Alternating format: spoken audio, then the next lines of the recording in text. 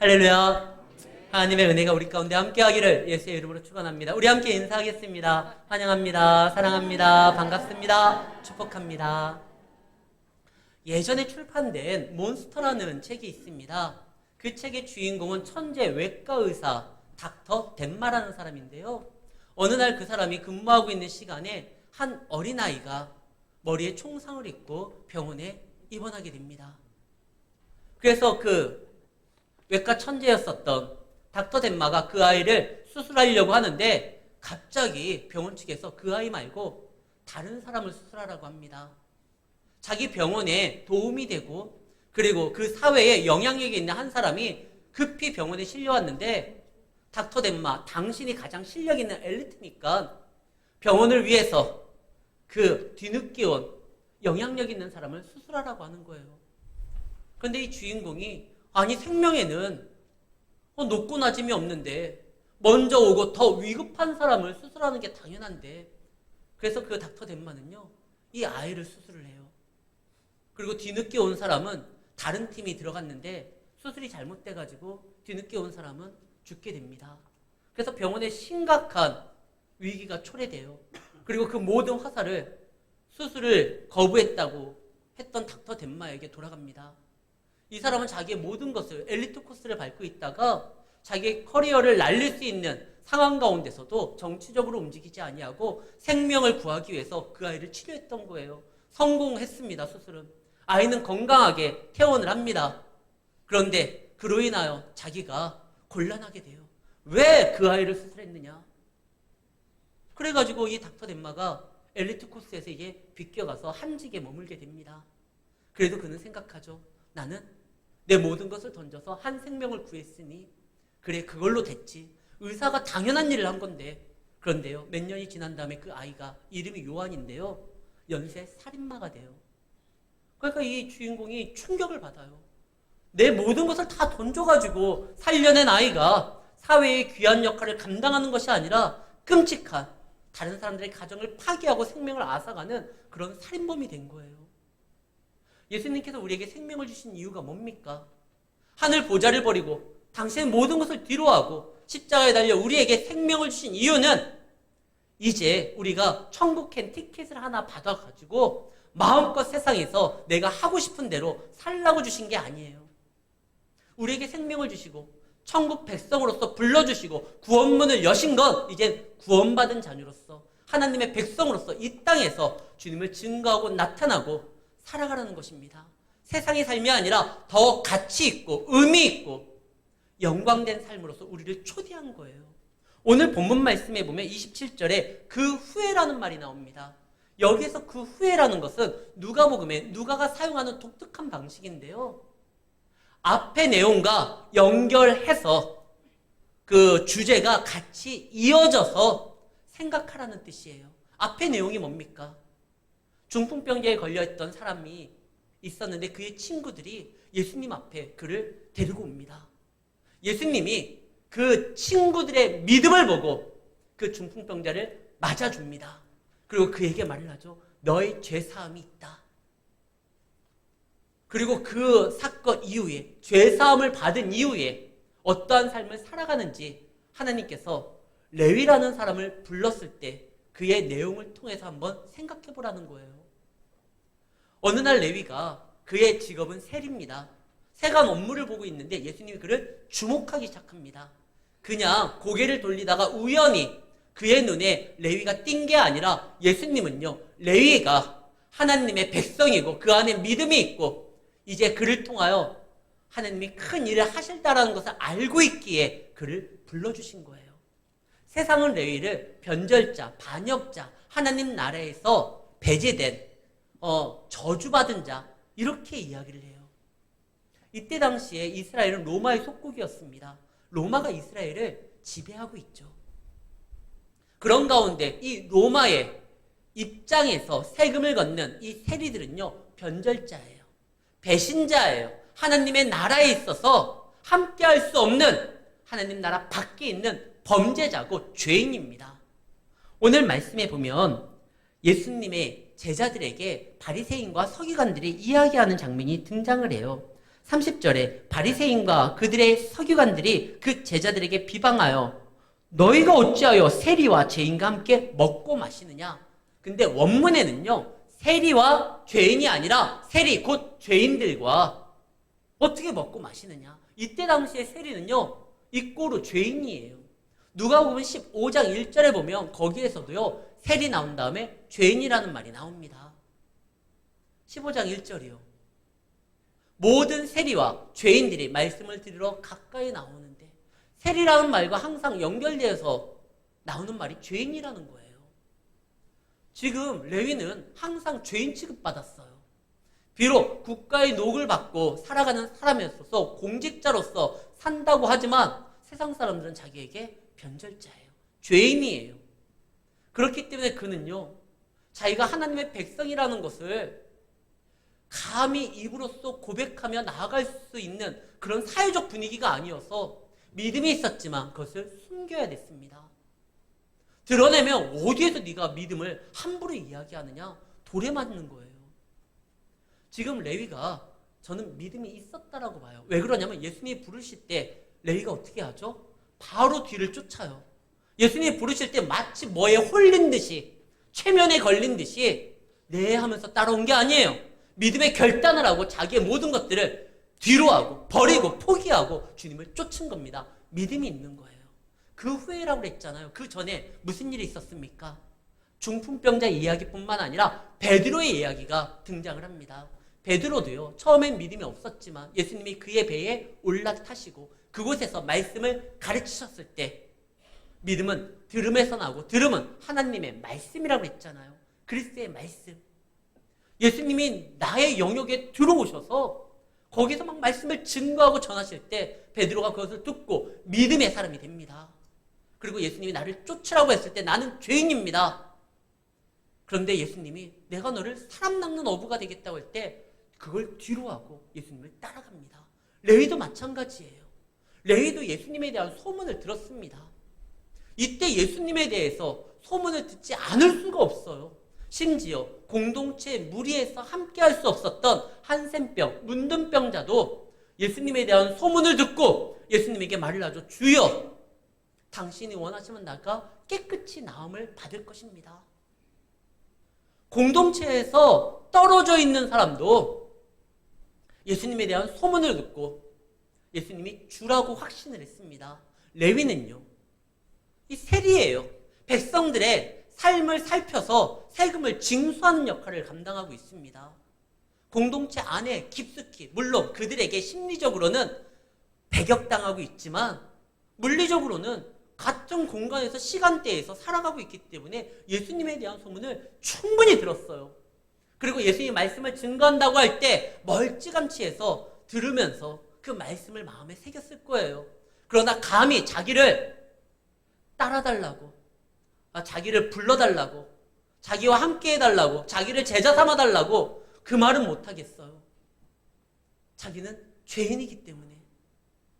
근데 예수님이 어느 날 그에게 다가옵니다. 그의 삶의 모습을 주목합니다. 그리고 부르십니다. 레위야, 따라와라. 이 레위가 누구냐? 마태복음의 기록자 마태입니다. 마태, 레위예요. 레위, 마태. 같은 사람이에요. 예수님이 그를 불렀을 때 그는요, 뒤도 돌아보지 않고 마치 기다렸다는 듯이 예수님을 쫓습니다. 너무 기쁜 거예요. 복음서에 보면 모든 등장인물들은요, 예수님을 따랐던 사람들은 먼저 내가 예수님을 따르겠다고 굳게 다짐하고 예수님 앞에 가가지고 오디션을 통과해서 예수님의 제자가 된 게 아니에요. 예수님이 부르실 때 예수님의 제자가 되고 예수님이 맞이해 줬을 때 그분의 자녀가 된 겁니다. 예수님이 오신 목적이 뭐죠? 32절, 내가 의인을 부르러 온 것이 아니로 죄인을 불러 회개시키러 왔다. 내가 온 거는 죄인을 불러 회개시켜 하나님의 자녀, 백성이 되게 만들기 위해서 내가 온 것이다. 주님이 불렀기 때문에 우리는 자녀가 된 거고, 주님이 부르셨기 때문에 회개의 삶, 죄악된 삶이 아니라 이제 거룩한 삶으로서 결단하고 나오게 된 겁니다. 그렇기 때문에 감사할 수밖에 없어요. 여러분들이 지금 이 자리에 앉은 것도 주님이 구원을 완성하시고 수많은 사람들을 통하여 여러분들을 부르셨기 때문에 여러분들이 그 복음을 듣고 마음에 믿음이 생겨서 주 앞에 나오게 된 겁니다. 그래서 우리는 자랑할 게 아니라 감사하고 하나님 앞에 영광을 돌려야 되는 거예요. 지금 레위는요, 정말 모든 사람들에게 손가락질을 받는 그런 인생을 살았지만 주님이 그를 기억했어요. 주님이 그를 알고 있어요. 그 말씀을 붙들고 살아가려고 몸부림치는데 세상 사람들은 자기가 믿음의 사람이라는 것을 인정해주지 않지만 주님은 알고 있어요. 그래서 그를 부릅니다. 레위여, 나를 따르라.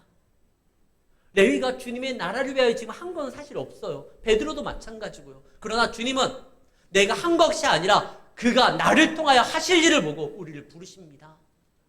그래서 우리는 주님의 부르심 앞에 기대함과 감사함으로 나아가야 돼요. 주님 반드시 그 부른 자를 통하여 뭔가 일을 하십니다. 아무것도 안 하시는데 우리를 왜 부르십니까? 내가 너를 사람 낚는 어부가 되게 하겠다. 내가 너를 복의 근원이 되게 하겠다. 내가 너를 축복의 통로가 되게 하겠다. 내가 너를 통하여 하나님의 나라를 나타낼 것이고 많은 사람들에게 전해줄 것이다. 하나님께서 그 레위를 부르니까 이 레위가 얼마나 기뻤는지 잔치를 베풉니다. 그거 아십니까?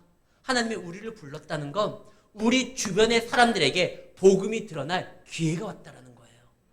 하나님이 여러분들을 불렀다고 하면 여러분들 가정에 복음이 증거될 기회가 왔다는 거예요. 지금 아무도 세리들을 하나님의 백성이라고 인정하지도 않고 생각하지도 않는데 예수님이 세리를 하나님의 자녀가 예수님의 제자로 불렀어요. 그러면 적어도 이 레위, 이 마태라고 하는 이 세리와 함께 생활하고 있는 사람들도 이제 이 세리도 구원을 받으면, 마태도 구원을 받으면 예수님의 제자가 되면 우리도 될 수 있다는 거예요. 하나님이 여러분들에게 복음을 준 이유는 여러 가지가 있겠지만 그 중에 하나가 여러분들 주변의 사람들에게 복음을 증거하기 위해서 불러주신 겁니다. 그럼 우리는 그거에 대해서 감격하고 우리가 받은 이 은혜를 나눠야 돼요. 이게 찬스예요. 내가 복음을 가졌다는 건 내 가족에게 이게 복음이 증거될 기회다. 이번 명절 때 또 많은 사람들을 만나잖아요. 우리가 예수 믿는 거 가족들 다 알잖아요. 그것에 대해서 우리의 신앙을 인정하고 그분들도 하나님의 자녀가 되겠다고 고백하지는 않아도 오히려 그것을 핍박한다 할지라도 우리가 예수 믿는다는 거 알고 있잖아요. 이때가 주님을 증거하고 전할 기회입니다. 보다 부지런하게 그들이 명절 때 모여가지고 귀찮아하는 일을 주님의 사랑으로 먼저 한다고 하면 확실히 예수 믿는 사람들은 뭔가 다르네. 이 말이 나와야 돼요. 레위도요. 지금 세리 업무를 하다가 예수님의 말씀을 듣고 소문을 듣고 그에게 가까이 갈 수는 없지만 멀찌감치 그의 이야기를 이렇게 전해 들었었을 때 그의 마음에 변화가 있었을 때 당장 세리 일을 그만둘 수는 없지만 적어도요. 세리가 왜 욕을 먹냐면 정당한 징수 외에 자기의 어떠한 부분을 좀 더 챙기기 위해서 과도한 징수를 하는 경우가 있거든요. 이 레위는 예수님의 말씀을 정말 믿고 붙들었으면 이제는 정직하게 했을 거예요. 세리 요한이 뭐라고 합니까? 세리들아, 너희들 과도하게 징수하지 말고 정당한 것만 징수해라. 세리 요한도 믿는 사람, 회개하는 사람들은 이런 삶을 살아가야 된다고 말을 했습니다. 레위도요, 정말 말씀을 붙들고 살아가는 자였었다고 하면 이렇게 행동했을 텐데 그가 저는 그렇게 했을 거라고 봐요. 왜냐하면 예수님의 부름 앞에 거기에서 주저하거나 망설이거나 그러지 않아요. 정직하게 행했기 때문에 그거에 대해서 내가 이제부터 부수입으로 좀 이렇게 챙겼었던 것들이 있는데 이것을 아쉬워했다고 하면 버려두고 쫓지 못할 겁니다. 근데 그는 예수님의 부름 앞에 바로 나와요. 네! 그리고 잔치를 베풉니다. 이 잔치를 베풀 때 누가 옵니까? 레위의 친구들이 오는 거예요. 그러니까 세리들이 와요. 그리고 또한 많은 무리들이 함께 했다는 거 보니까 세리뿐만 아니라 그때 당시에 병들고 상처받았었던 정상적인 어떠한 관계 가운데 하나님의 자녀라고 감히 말할 수 없었던 그런 사람들이 모이기 시작합니다. 창기들도 오고. 그래서 거기 잔치가 막 북적북적하고 많은 사람들이 모입니다. 그들이 예수님 앞에 어떤 질문을 했을까요? 예수님, 취미가 뭡니까? 예수님, 요즘에 패션은 어떤 것이 좋습니까? 뭐 이런 거 물어보지 않았을 거예요. 자기들이 정말 물어보고 싶었던 거. 주여, 저도 그의 나라에 들어갈 수 있겠습니까? 저도 구원받을 수 있겠습니까? 저도 하나님의 자녀가 될 수 있겠습니까? 어떻게 해야 되겠습니까? 예수님한테 이런 거 질문했을 거 아닙니까? 근데 예수님이 거기에 대해서 야 먹는데 뭘 그렇게 자꾸 물어보냐. 일단 먹고 마신 다음에 시간 나면 내가 대답해 줄 테니까 더 이상 질문하지 마. 이러지 않았어요. 다 친절하게 대화하고 나누고 하니까 그런 친밀함을 보고 이 바리새인과 서기관들이 질투가 나요. 아니 왜 이런 말도 안 되는 행동을 하느냐. 죄인들과 함께하면 어떻게 돼요? 죄의 영향을 받게 돼서 구약시대에는 자꾸 분리를 시킵니다. 왜 죄인들과 함께하지 못하게 하느냐? 죄를 이길 수 있는 능력이 없거든요. 아직. 그들의 죄 문제가 예수의 십자가의 보혈을 통하여 치러지지 않았기 때문에 죄를 이길 수 있는 능력이 그들이 없기에 그들을 분리시켰던 거예요. 죄와. 우리나라 속담에도 그거 있잖아요. 백로야 까마귀 노는 곳에 놀지 말라고 하잖아요. 물들까 봐. 그 죄에 가까이 있으면 영향을 받게 됩니다. 그래서 구약시대에는 분리시키는 조치를 했어요. 우리나라 코로나가 있었을 때 그때요. 백신이 아직 개발되기 전에 가장 확실하게 그 코로나를 안 걸리게 하는 방법이 뭡니까? 분리하는 거잖아요. 그래서 격리하는 거잖아요. 그래서 분리합니다.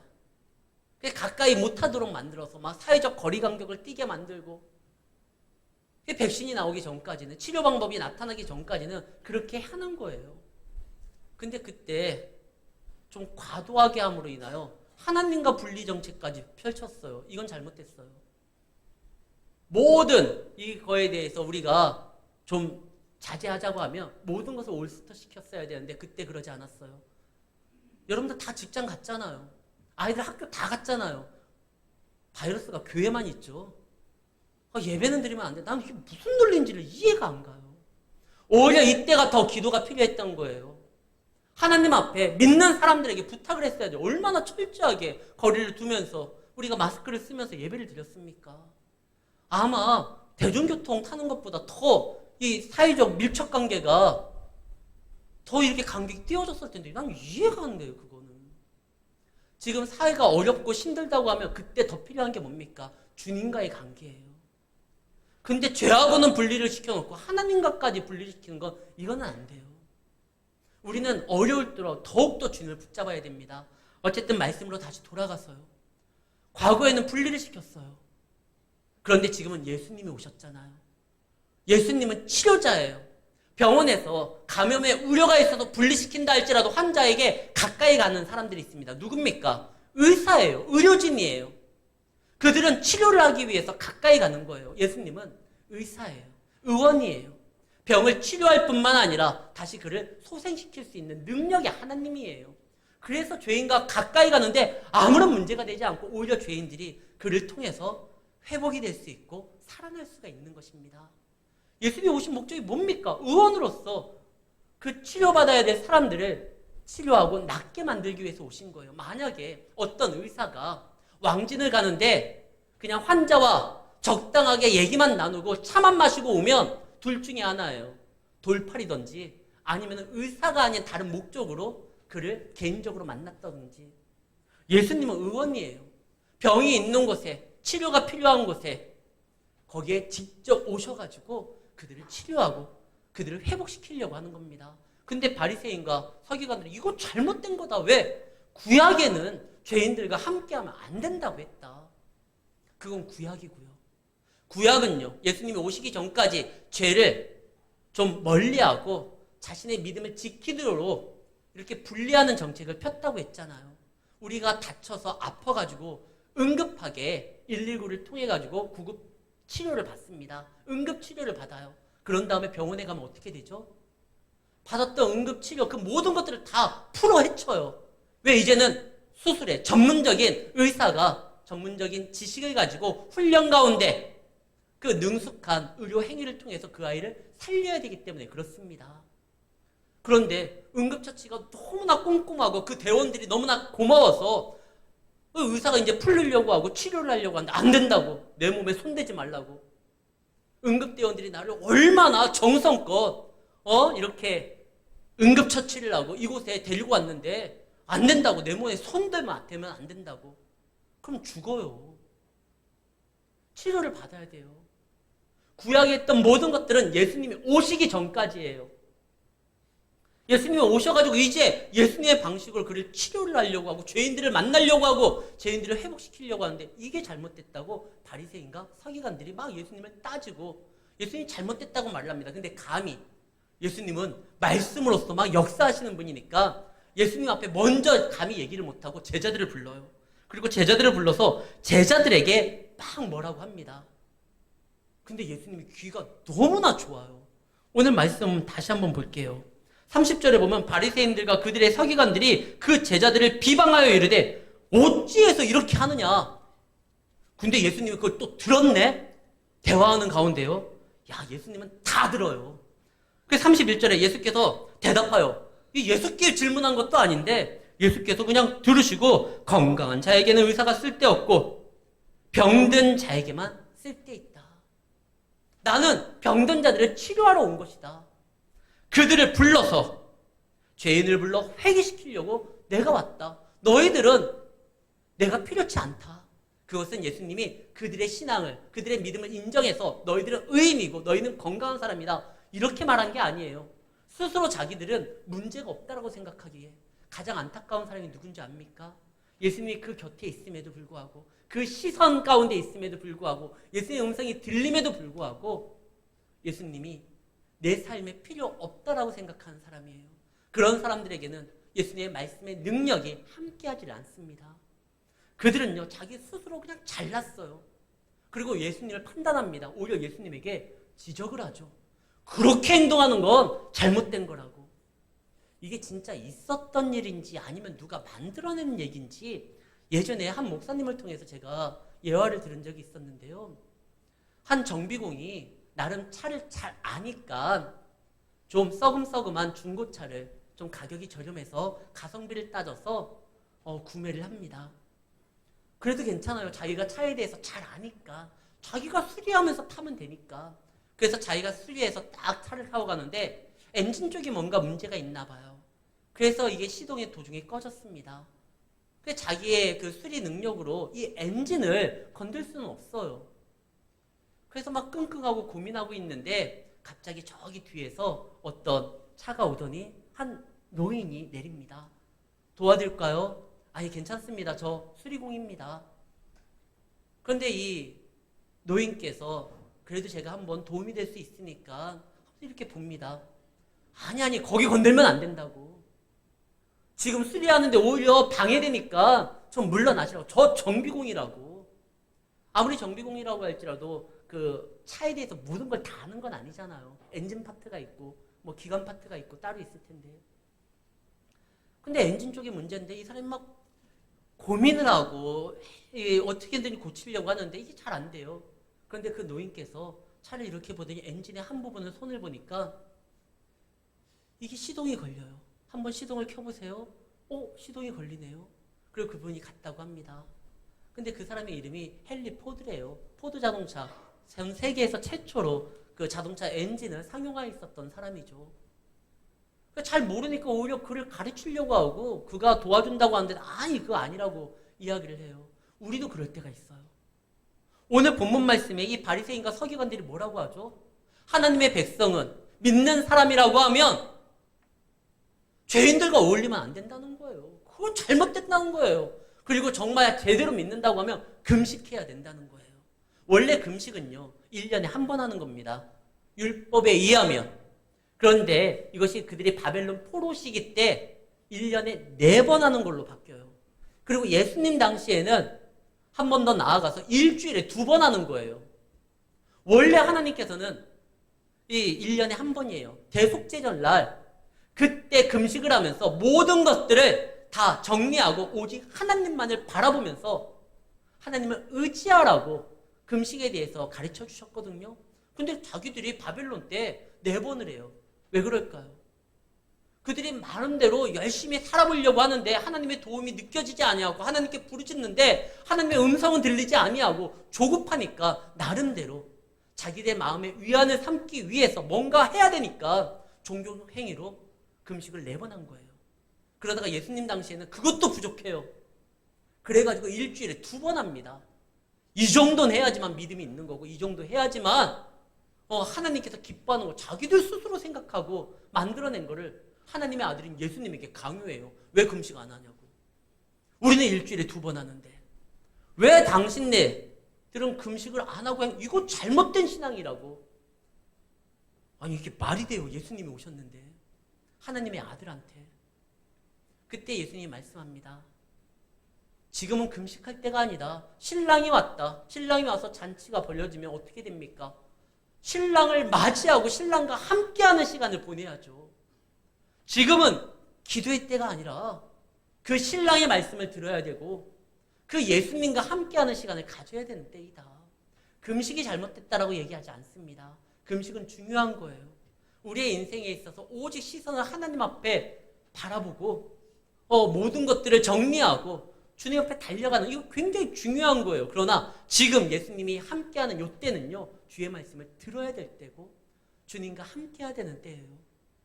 그런데 그거를 모르고 자꾸 그것만을 강요해요. 자기들에게 익숙하고 자기들이 지금까지 해왔었던 신앙의 어떤 루틴이 이것이 진리고 이것만이 옳다고 해서 이걸 강요하면 안 돼요. 가끔 가다가요. 새벽 예배 안 나오시거나 금요 예배 안 나오시는 분들을 막 뭐라고 하시는 분들이 계셔요. 그러면 안 돼요. 제가 2018년도에 우리 교회 왔죠. 그래서 새벽 예배 안 나왔기 때문에 막 정죄하고 이런 적이 없을 거예요. 금요 예배도 마찬가지고요. 왜냐하면 다 삶의 방식이 좀 달라요. 그렇기 때문에 한 획일적인 부분에 대해서 이야기할 수 없고 제가 강조하는 건 예배를 중요시 한다는 것이지 새벽 예배 안 나오셔도요. 저녁에 기도하시는 분 계셔요. 집에서 기도하시는 분 계셔요. 오직 그것만이 진리라고 이야기해서 그걸 정죄하면 오히려 하나님의 나라를 해치는 겁니다. 주님의 나라는 주 안에서 다양한 가운데 하나님을 온전히 바라보면서 건강한 공동체가 세워져야 되는 것인데 내가 믿는 이 방식만이 옳다라고 이야기하면 큰일 나는 거거든요. 우리나라에서 굉장히 설교 잘한다는 그 박영선 목사님이 있습니다. 탁월해요 진짜. 어떻게 이렇게 말씀을 잘 증거하시는지 제가 그분 책을 신대원 때 처음 접하고서 이분 그 말씀을 통해서 하나님의 말씀의 깊이가 이런 거구나라는 것을 경험했거든요. 정말 탁월한 목사님입니다. 근데 그분 새벽 예배 못 나와요. 자기는 새벽에 못 일어나겠다는 거예요. 대신 저녁 늦게까지 말씀을 막 사모하고 그 영광하고 그때 하나님이 막 말씀을 주신다는 거예요. 그분 새벽 예배 안 나왔으니까 믿음 없는 사람입니까? 아유, 저는 그분과 막 비교도 안 돼요. 정말 말씀이 탁월한 분이에요. 근데 그에게 주시는 하나님의 말씀을 붙들고 살아가는 방식이 있는 거예요. 그걸 인정해야죠. 지금 바리새인과 서기관들은 자기들이 익숙하고 자기들이 진리라고 믿는 이 방법만 옳아서 금식 안에 잘못된 거야. 죄인들과 함께 그거 부정한 거야. 그래가지고 막 정죄하기만 합니다. 예수님이 아니다. 금식할 때가 온다. 이때는 아직 예수님이 십자가에 달리기 전입니다. 이제 곧 있으면 예수님이 십자가에 달리기 위하여 저들 손에 넘겨질 때가 있습니다. 그때는 금식해야 된다. 그러나 지금은 아니다. 참 감사한 건 우리는 이미 예수님이 십자가를 다 지시고 부활하셔서 구원을 완성한 가운데 예수를 믿게 됐기 때문에 우리는 항상 주님 앞에 마음만 먹으면 언제나 그분의 기쁨 가운데 참여할 수가 있어요. 그리고 이제는 주님의 자녀로서 행동하기만 하면 돼요. 그분이 우리 삶 가운데 와가지고 말씀하시는 것이 있습니다. 그분이 우리 삶에 왜 들어오셨죠? 우리를 곤란하게가 아니에요. 새 부대를 우리에게 포도주를 주신 이유가 뭡니까? 우리의 부대를 그동안 우리가 붙들고 있었던 것들을 찢고 터뜨리려고 오신 게 아니에요. 여러분들의 삶을 망가뜨리려고 오신 게 아니에요.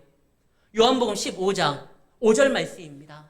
예수님께서 이 땅에 오신 이유는 우리가 연합하기 위함이에요. 나는 포도나무고 너희는 가지고 너희가 내 안에 있고 내가 너 안에 거하면 열매를 맺게 될 것이다. 7절 너희 안에 거하고 내 말을 너희 안에 하면 무엇이든지 구하라.